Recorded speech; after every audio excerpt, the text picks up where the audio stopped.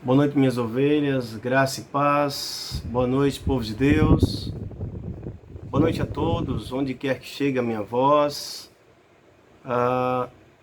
E ao horário que chegar, se for bom dia, boa tarde, enfim. Mas que a paz de Cristo, que excede todo entendimento, domine os vossos corações. Eu convido você nesse momento para orar. Eu quero deixar uma palavra de oração, uma reflexão, para que Deus possa estar assim acalentando, ministrando o teu coração, fortalecendo a tua fé, trazendo um afago, um abraço, um renovo de Deus. Oremos. Deus, obrigado, Deus. Obrigado porque não há palavras, ó Deus, que seja capazes então de definir, ó Pai, o teu poder. Obrigado, Deus, porque o Senhor não mudou, porque o Senhor permanece o mesmo. Nós te bendizemos, Deus, nós te glorificamos e te exaltamos. Recebe, Senhor, a nossa oração, recebe o nosso louvor, recebe, Senhor Deus, esse momento, onde cada pessoa que me ouve para receber essa palavra. Seja um tempo onde o Senhor possa estar trazendo paz ao coração.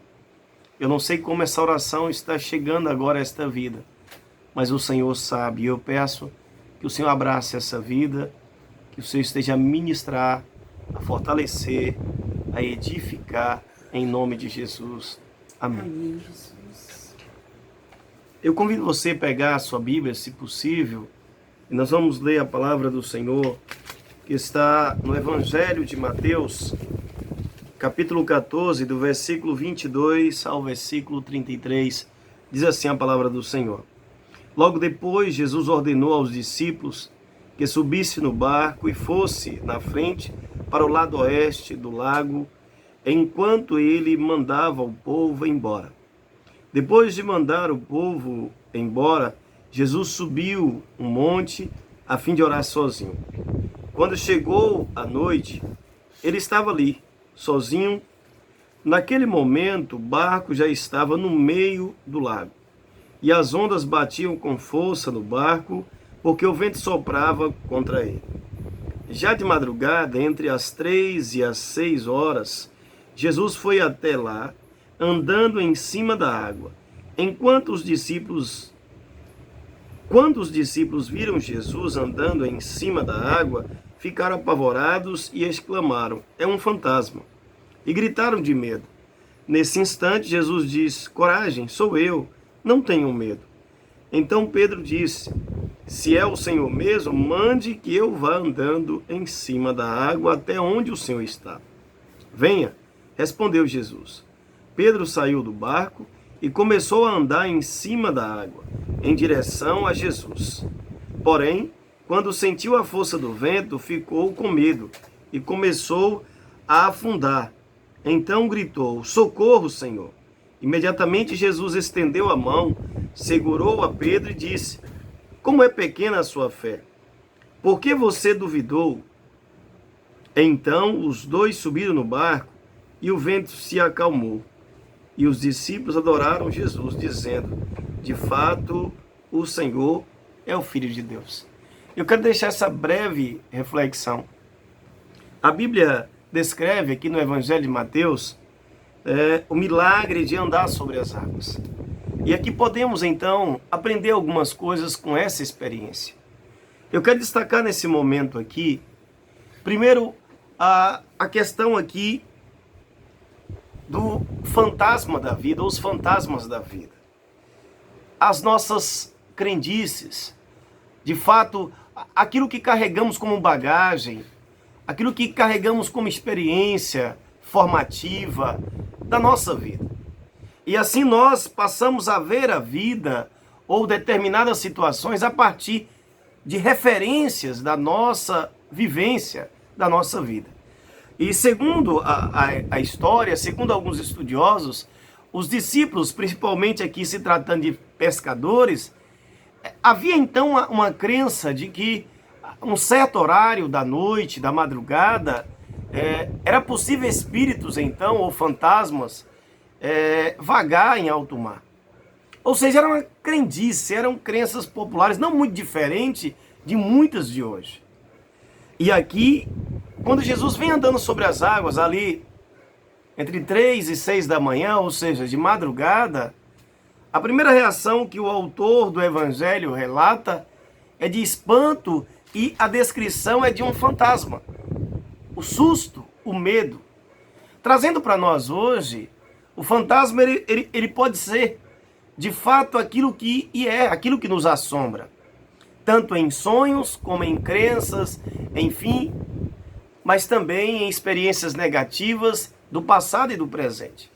Fantasma, ele pode ser e é aquilo que nos impede muitas vezes, ou gera medo, bloqueio, para avançar e crer que é possível viver experiências melhores ou passar daquela situação e conseguir superar. Vivemos hoje um fantasma que ameaça, mas é um fantasma no sentido figurado, eu estou falando, porque é realidade.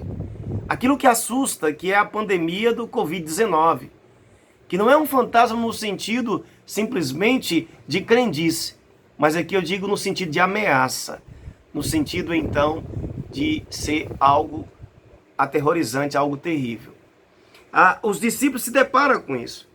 Mas além de fantasmas que podem bloquear a sua vida, a minha vida, de conquistar algo, de concluir etapas na vida, de crer no amanhã, de acreditar em dias melhores, de ter força para lutar hoje, de perseverar, enfim.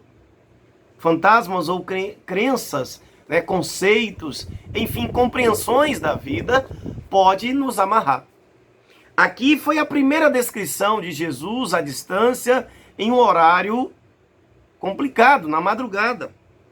Seguindo um pouquinho mais, fica visível que os discípulos estavam com medo. Jesus diz: coragem, sou eu. Ou seja, não tenha medo.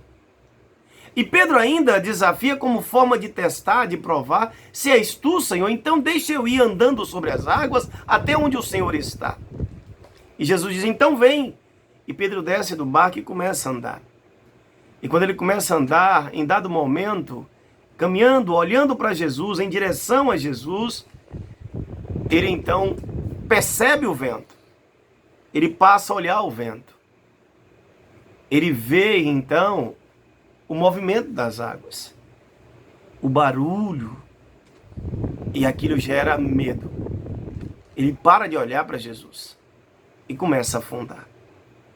Todas as vezes, seja hoje, quando vivemos um tempo de incerteza, um tempo muitas vezes sombrio, um tempo que você precisa vigiar com higiene pessoal, mas vigiar também com relação ao outro, manter distância, ter alguns cuidados, cuidar das crianças, dos idosos, mas também de nós mesmos. Enfim, ter que se readaptar no mundo do trabalho, reinventar. Na questão da fé, se apoiar mutuamente como corpo de Cristo ou membros do corpo de Cristo. Colocar em prática o amor de Cristo no sentido de solidariedade, estender a mão para o mais fraco. Então vivemos esse contexto onde o medo tenta nos dominar. A verdade é que nós não estamos isentos do medo. O que não devemos permitir é o que aconteceu com Pedro, é ser dominado pelo medo. Porque quando o medo toma conta de nós, nós logo somos paralisados. E não temos condições de reagir, condições de pensar, condições então de resistir ao mal, ou então se livrar do mal e da aparência do mal. Há uma outra coisa que nos chama a atenção aqui, além do fantasma, além do medo, há uma outra coisa aqui também. A questão da incredulidade. É preciso crer. O Cristo que nós servimos, Ele é Senhor de vivos e mortos. Ele é Senhor sobre a natureza. Ele é Senhor sobre a vida e a morte, como disse. Portanto, não há por que temer os homens. Não há por que temer o sofrimento terreno. Devemos temer aquele que pode ferir e matar tanto a carne quanto o espírito. Aquele que pode, de fato, condenar o espírito. Aquele que tem nas mãos todo o poder. Esse devemos temer no sentido de respeitar, reverenciar, obedecer, honrar amar, sim, porque Ele tem todo o poder. Que Deus aplique ao seu coração esta palavra, que Ele aplique ao nosso coração esta palavra. Hoje Deus nos deu a oportunidade de abençoar vidas com aquela campanha, a campanha solidária Mãos que se Abraçam. Nós louvamos a Deus assim por todas as pessoas, homens e mulheres, que cooperaram, que doaram e têm doado e creio que vão continuar doando. Estamos em plena campanha. Louvamos a Deus pela oportunidade graciosa de podermos então dar as mãos e estender as mãos para aqueles que necessitam. Então assim, ore por esta campanha, participe, e vamos juntos avançar. Mãos que se Abraçam é o nome dessa campanha, é o lema, e que Deus abençoe a todos, que Deus abençoe assim as nossas famílias. Um abraço às minhas ovelhas de Serrinha, um abraço a todas as famílias, firme, permaneça firme. Tenho saudade sim, e creio que breve vai passar e estaremos juntos. Um abraço às minhas ovelhas aqui de Feira de Santana, IPI Feira de Santana. Um abraço às minhas ovelhas em Capela do Alto Alegre. Um abraço a todas as minhas ovelhas, onde quer que esteja. Um grande abraço da família pastoral, da IPI Feira de Santana. Um abraço a todos que nos ouvem, independente de fazer parte da Presbiteriana Independente ou não, mas você que está sendo abençoado com esta palavra, com esta oração. Deus, nós encerramos esse momento colocando em tuas mãos essa vida que ouve a palavra, essa vida que recebe essa oração.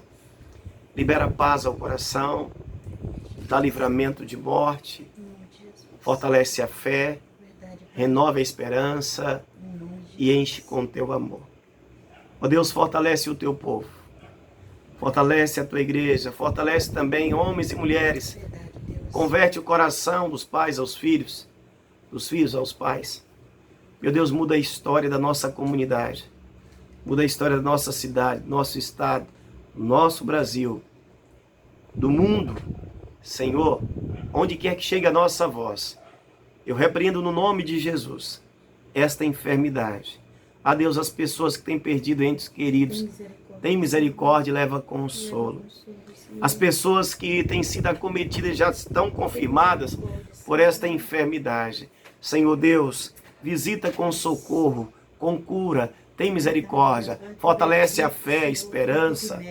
Ah, Deus, visita a equipe médica, visita os médicos, enfermeiras, enfermeiros, visita, Senhor Deus, o pessoal, os maqueiros, motoristas, porteiros, segurança, enfim, a administração. Ah, Deus, visita o pessoal dos serviços gerais, da limpeza, copeiros, enfim, todos que estão, ó Deus, empenhados como equipe nos hospitais, nas unidades de saúde, nas UPAs, enfim, Senhor, por todos os lugares. Senhor, socorre. Senhor, dá-lhe sabedoria. Senhor, coragem nesse tempo. Ó Deus, se muitas vezes precisa estar longe da sua família, renova as forças. Senhor, lhes dá, ó Pai, paz no meio dessa tormenta.